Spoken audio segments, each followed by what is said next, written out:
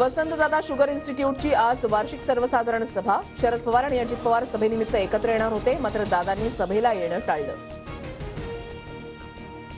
इतर कार्यक्रमांमुळे दादा बैठकीला येणार नसतील. शिंदे फडणवीस अकार्यक्षम असल्यानं दादांना राज्य सांभाळावं लागतंय, रोहित पवारांचा टोला. उद्धव ठाकरे गटाला मोठा धक्का. मूळ शिवसेना पक्ष एकनाथ शिंदेंचाच, विधानसभा अध्यक्ष नार्वेकरांचा मोठा निर्णय. नार्वेकरांच्या निकालाविरोधात उद्धव ठाकरे सुप्रीम कोर्टात जाणार. ठाकरेंच्या आमदारांच्या अपात्रतेसाठी शिंदे गटही कोर्टात जाणार. निकालाची मॅच फिक्सिंग होती. नार्वेकरांनी निर्लज्जपणाचा कळस गाठला. सुप्रीम कोर्टाला जुमानत नाही हे दाखवून दिलं. ठाकरे संतापले. हुकुमशाही घराणेशाहीचा पराभव, जनतेसोबत बेईमानी करणाऱ्यांना चपराव.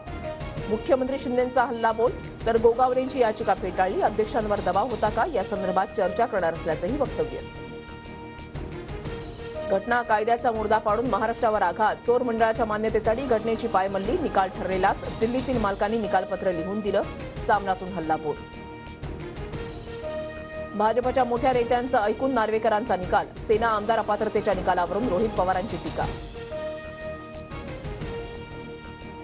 मराठा समाजाचं मागासलेपण तपासण्यासाठी 15 जानेवारीपासून सर्वेक्षण. सर्वेक्षणानंतर आठवड्याभरामध्ये माहितीचं वर्गीकरण आणि दुरुस्ती करणार. रोहित पवारांविरोधात कायदेशीर कारवाई करणार. तलाठी भरतीमध्ये वसुली झाल्याच्या आरोपानंतर विखे पाटील आक्रमक, तर कारवाई करायची असल्यास करा, रोहित पवारांचं प्रत्युत्तर. प्रफुल्ल पटेलांसाठी भंडारा गोंदिया मतदारसंघ सोडण्यास भाजपचा नकार. परिणय फुके निवडणूक लढवण्याच्या तयारीत, सूत्रांची माहिती.